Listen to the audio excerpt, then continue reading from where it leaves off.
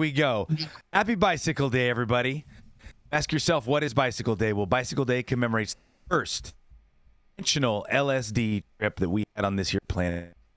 While there were people doing LSD analogs back in ancient elsewhere, lysergic acid diethylamide 25 was first imbibed by Albert Hofmann April 19th, 1943, and he did 250 micrograms. For anybody who knows, that's about 2 hits worth at today's dosing. And then he got on his bike with an assistant, tripping balls, rode his bike to his house, started out, as we all do, going through the death portal with a lot of anxiety and a lot of weird, like, whoa, I've got a body, and ended with a ton of beauty and messages from the out, a wide variety of things. Check it out yourselves. And so, in honor of Bicycle Day, I have a story about LSD microdosing. We're finally getting some studies and some real data towards microdosing, and this study showed that LSD microdosing increases sleep duration the night after you microdose. So today we delve into a fascinating world of psychedelic research. A recent study published in the journal Translational Psychiatry has unveiled new findings on the effects of microdosing. Conducted in New Zealand, this phase 1 trial investigated how tiny, non-hallucinogenic doses of lysergic acid diethylamide 25 impact sleep and activity patterns in 80 healthy adult males. Researchers discovered that on nights following microdosing, participants not only experienced a significant increase in the total time asleep, but also went to bed approximately 25 minutes earlier than usual. The effects on REM sleep were particularly notable, showing an additional 8.13 minutes on average, a potential indicator of deeper, more restorative sleep. Findings are intriguing because they contrast with previous studies that suggest psychedelics might disrupt sleep architecture. If you're high, they are going to disrupt your sleep architecture. If you're not, they're going to help you sleep great. Participants randomly divided into 3 groups, LSD or placebo, administered doses every 3 days over a 6-week period. Throughout the trial, their sleep was monitored using commercially available Fitbit devices, and these results, analyzed through rigorous statistical methods, highlighted not just increase in REM and total sleep time, but also pointed to no significant disruption sleeps on the nights of dosing. Moreover, the study's approach using wearable technology stands out for its minimal intrusion compared to traditional sleep studies conducted in lab environments.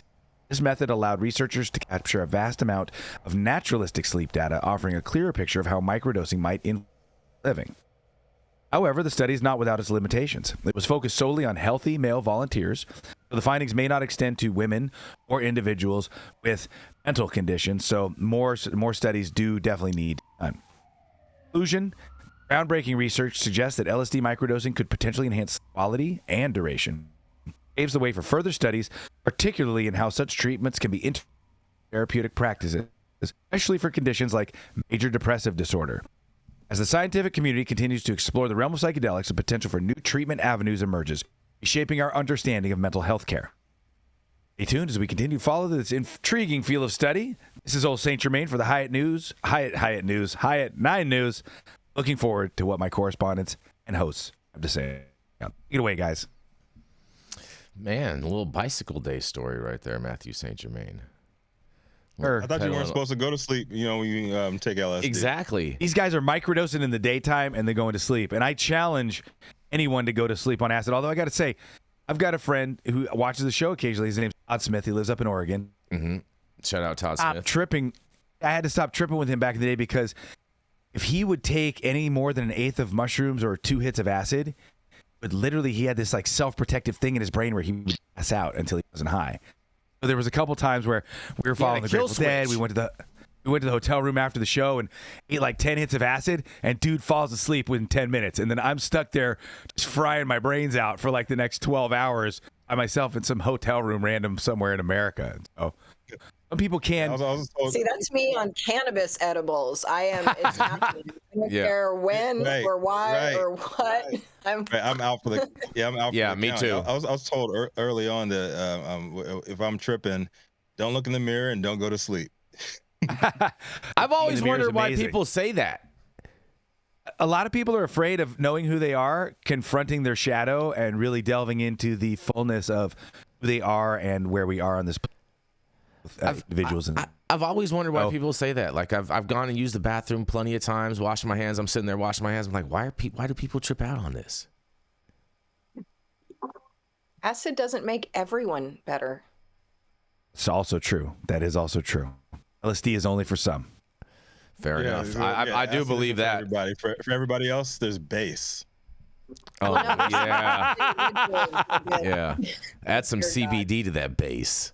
Mm-hmm. Yeah, the FBI did some, and CIA did some dosing, and there's rumors behind that's, part of where the sadistic nature of some of those experiments actions came from back in the day. Mm-hmm. Just saying. What are your thoughts? Yeah, the CIA started out with MK Ultra and then moved through to Operation Chaos. Mm-hmm. Actually, a book called Chaos by an author named Tom O'Neill, who did an over 20-year deep dive in Charles Manson, the Manson family. What he found was Manson was a CIA asset. Manson had connection with Louis Jolyon West. The CIA's Operation Chaos. The CIA was a major funder of the Haight-Ashbury Free Clinic. Louis Jolyon West had an office at the Haight-Ashbury Free Clinic. CIA's Operation Chaos started the Haight-Ashbury Methamphetamine Project, where they flooded the Haight with cheap meth in order to disrupt psychedelic awakening that was going on. And Manson was basically let go several times and had learned MK Ultra brainwashing techniques that he used on the hippies.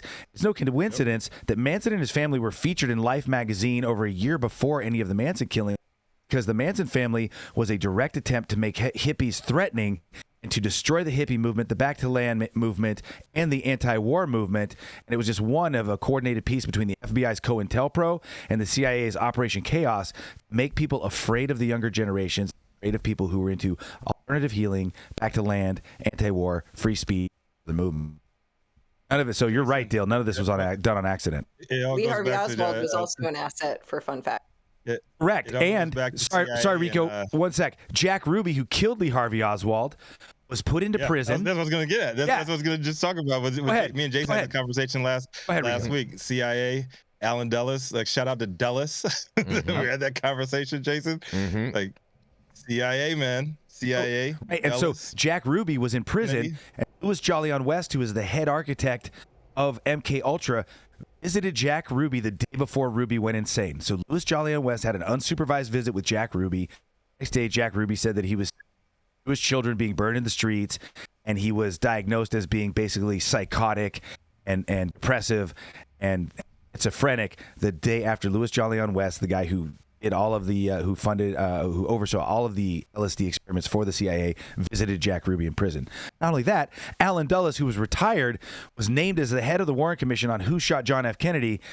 He was the architect of who shot John F. Kennedy, along with the right-wing Cubans who were upset about the failed Bay of Pigs lack of support, and Mafia, who was upset at John F. Kennedy and Robert Kennedy because they felt that they had turned their backs on them because Joseph Kennedy, a known bootlegger, the Kennedy family still gets a tariff on every bottle of scotch imported from Ireland and Scotland. By the way, Joseph Kennedy worked with the Mafia in Chicago and the Midwest to get John Kennedy elected. When Robert Kennedy went after them, they were pissed.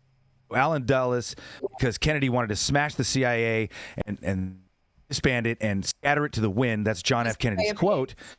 Alan Dulles coordinated the assassination of John F. Kennedy. Warren Commission came out, was put as the head of the Warren Commission, even though he was retired. Truth is out there, you guys. And Bush and Howard Hunt were all up in that shit too. Yes, ma'am. We didn't even start to talk about the Bohemian Grove, but me and Jason had this conversation. I was telling him, man, because these Republicans were proposing. I was giving him a win on this for the Republican shit because they're proposing to change Dulles International to Trump. They should. International Air Force. It'd be awesome. I can't wait to fly into Trump. Smart move on their part because Donald Trump, as bad as a person as he is, like, he does not hold a candle to the shit that Alan Dulles did to this nation. Wait for it, though, brother. Yeah. Trump is a narcissistic man, baby. It's not really about him. It's more about the people who. It's more about the people who empower him. Alan Dulles was actually a criminal genius and a psychopath. But as far as Trump and his malignancy, everybody needs to look at something. Project 2025. Not about if Trump gets elected or not for what Trump is doing. However, the Heritage Foundation and most of the white supremacist Christian nationalists have put together Project 2025. The goal of Project 2025 is to create a dictatorship out of the American presidency, destroy the co-equal branches of government that were enshrined in our Constitution, and to return us to basically what is a Christian form of Sharia in America. And they have admitted it. You can look at the project2025.org website, or you can go Wikipedia, Project 2025. see all of the information out there. They literally want to take away our rights unless you want to live as a white Christian American. There is not going to be a place for you in America. Yes, ma'am, Dale. Correct. Man, because if you're me, you're living in that that was not a dystopian science fiction program. That was like goals for the, what is it with the where the women are forced birth. That's their goals, friends. I'm going to post a link. I'll post a link in the I'm going to post a link in the chat for everybody to see. All right. We're gonna keep this. Yeah, we're gonna keep this train. Yeah. You guys are going way off the rails. But I do have something that relates to this a little bit. It's not paranoia if it's a healthy concern for the truth, my friend. It's not paranoia if they've literally bought a website to tell you that they're going to do it, and they tell the plan in the website for you to read. It's literally them telling you that's what they want to do. I just posted the link, project2025.org. Look at it for yourself, and you tell me what that.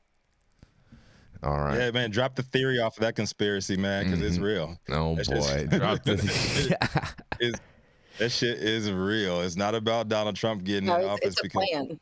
yeah, we all know how incompetent he is. They were caught off guard and didn't expect him to win last time, and he had a bunch of stooges around him. He called only the best. Like, it ain't about him. Here we go. We all know this. All right. I'm gonna go into my story where you guys have gone down enough rabbit holes today.